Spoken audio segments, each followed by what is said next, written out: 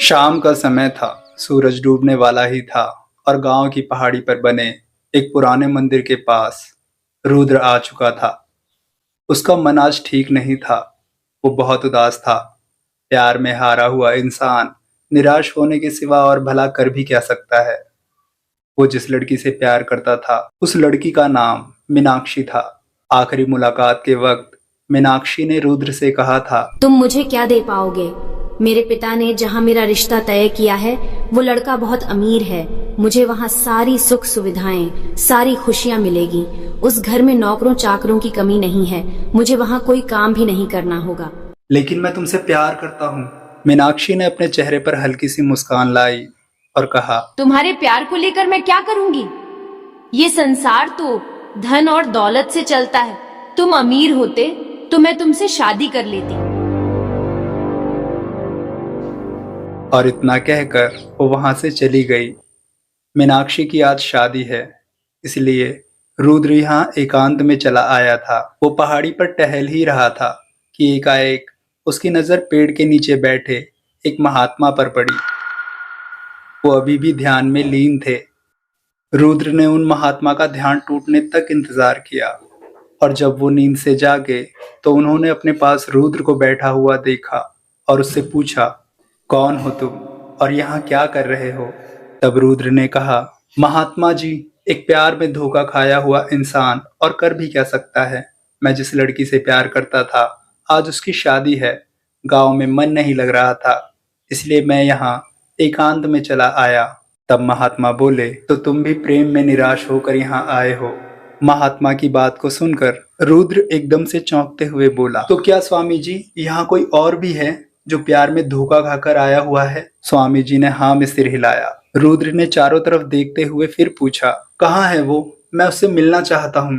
तब महात्मा जी बोले, वो कोई और नहीं है, मैं ही हूँ बेटा। महात्मा की बात को सुनकर रुद्र ने फिर पूछा, अच्छा, तो आपने भी किसी से प्रेम किया था? तब स्वामी जी बोले, हाँ, वो हमारे ही गांव की एक लड़की थी। वो और मैं हमेशा मिलते रहते थे।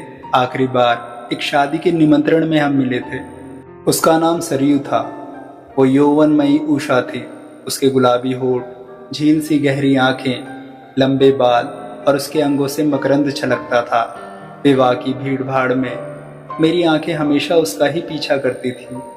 देखते ही देखते विवाह का समापन हो गया। सब लोग अपने अपने घर चलने की तैयारी करने लगे, लेकिन मेरे पैर नहीं उठ रहे थे।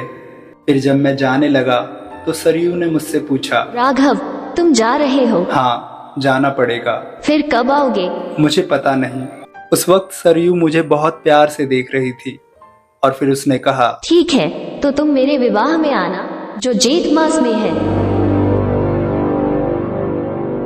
ये सुनकर मुझे धक्का सा लगा। मेरा दिल बैठ गया। मैं हमेशा से ये मानता था कि सरयू मुझसे बहुत प्यार करती है और वो मुझसे ही शादी करेगी।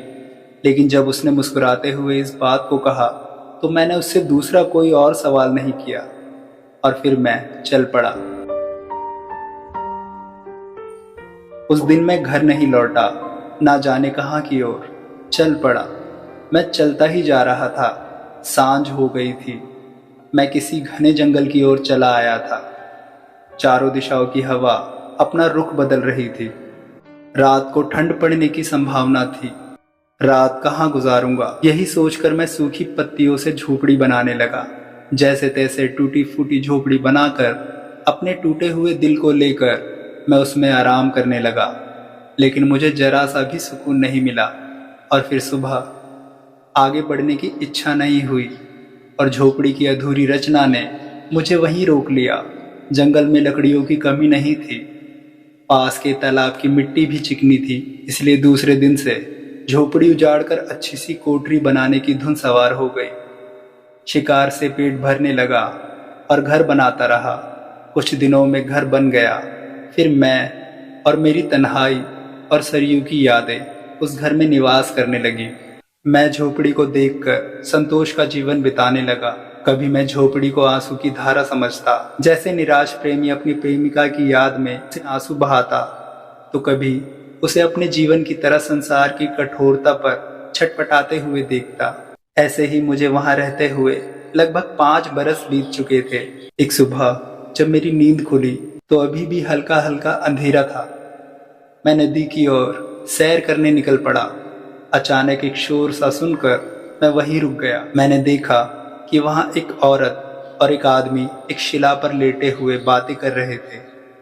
मैं वहां से निकल ही रहा था कि तब दूर से उस औरत ने कहा, जरा सुनिए, यहाँ पर कहीं रहने की जगह मिल जाएगी क्या? मैं उन दोनों के नजदीक गया तो मुझे विश्वास नहीं हुआ। वो औरत और कोई नहीं बल्कि वो सरयू ही थी। लेकिन शायद सरयू ने मुझे पहचाना नहीं था। तब मैंने उन दोनों से कहा, यहाँ पास में ही मेरी झोपड़ी है, तुम आराम करना चाहते हो तो वहीं थोड़ी देर के लिए जगह मिल जाएगी। तब उस आदमी ने बोला, हाँ हाँ चलो सरयू, क्या सोच रहे हो, इन्हीं महाशय की झोपड़ी में चलकर आराम करते हैं। मैंने मन में सोचा, जिस सरयू के लिए मैं वैरागी बन गया उसने मुझे पहचाना तक नहीं, और यह आदमी उसके साथ में शायद उसका पति होगा। हताश और परेशान होकर मैं उन्हें अपने साथ ले आया। मैं बाहर बैठा रहा और वो दोनों नहा धोकर कुछ फल खाकर झोपड़ी में आराम करने लगे।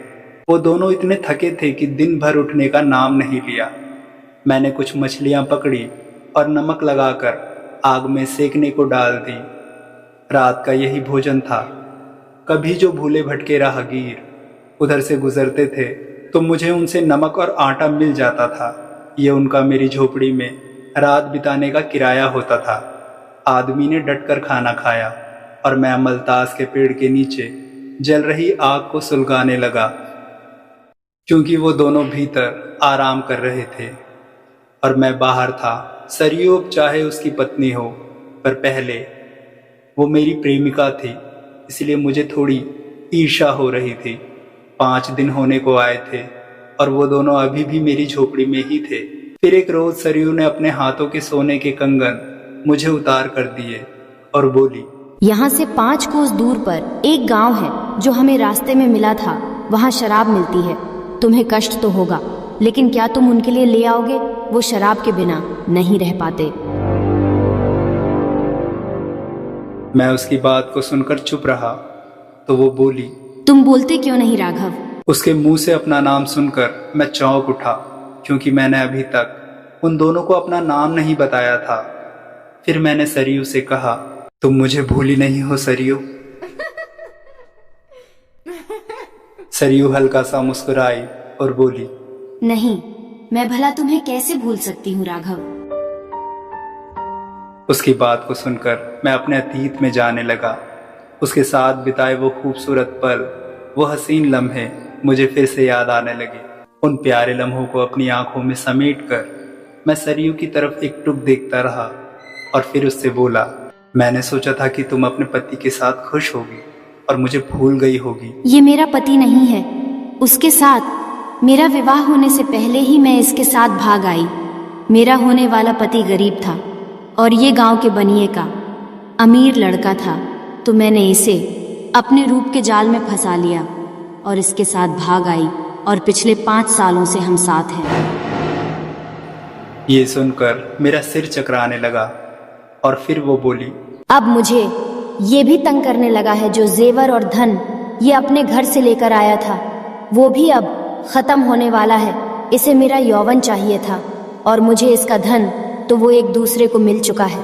अब ना मैं इसके काम की रही और ना ये मेरे काम का।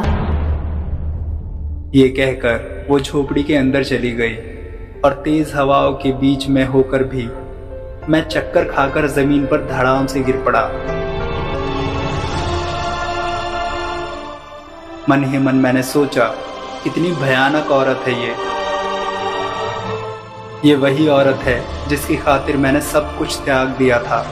मैं कैसा मूर्ख था, कैसा पागल था जो इस औरत को समझ ना सका। ये सोच सोच कर मेरा दिल बैठा जा रहा था कि मैंने कैसे खुद ही अपना सारा जीवन ऐसी औरत के पीछे बर्बाद कर दिया था जिसे धन के अलावा और कुछ नहीं दिखता था। अब उसके कंगन हाथ में लिए मैं 5 कोस दूर में उस आदमी के लिए शराब लेने चला गया। शाम तक मैं सारा सामान लेकर लौट आया था। उस दिन सरयू ने स्वादिष्ट मुर्गी और रोटियां पकाई थी जो हम सभी ने खाई। उस आदमी ने शराब बहुत ज़्यादा पी ली थी और खाने के बाद वो झोपड़ी में आराम करने लगा और मैं फिर से अमलतास के पेड़ के नीचे आग जलाकर बैठ गया कि तभी सरयू वहां आकर मुझसे बात करने लगी। लेकिन मुझे अब ना वो अच्छी लग रही थी और ना ही उसकी बातें, इसलिए मैंने नींद आने का बहाना बनाकर उसे भी झोपड़ी में आराम करने के लिए कह दिया और वो वहां से चली गई।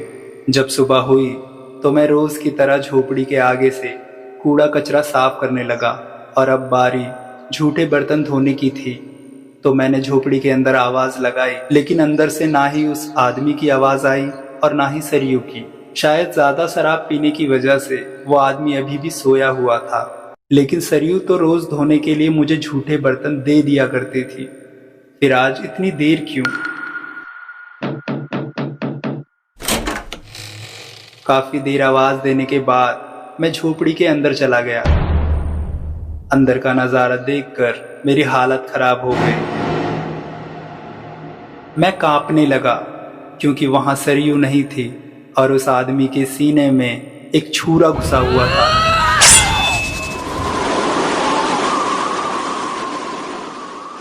वो आदमी मर चुका था। मेरे होश उड़ चुके थे और दूसरे ही पल मैं वहां से दूर भागने लगा और भागते भागते यहाँ पहाड़ पर चला आया। तब से मैं यहीं पर रह रहा हूँ। आज मैं सरयू के बारे में सोचता हूँ तो मुझे खुद पर बड़ी घृणा होती है कि एक लड़की थी जिसे मैंने प्रेम किया था, वो मेरे प्रेम के लायक नहीं थी। वो किसी के भी प्रेम के लायक नहीं थी। एक लड़की ऐसी थी जो प्रेम की नहीं, धन की भूखी थी।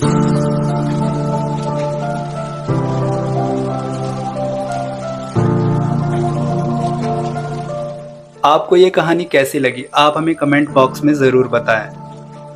आप इस चैनल पर नए हैं तो चैनल को सब्सक्राइब करें और ऐसी ही कहानी के साथ मैं मिलूंगा अगली बार ओनली स्टोरी फॉर यू पर। तब तक के लिए अलविदा।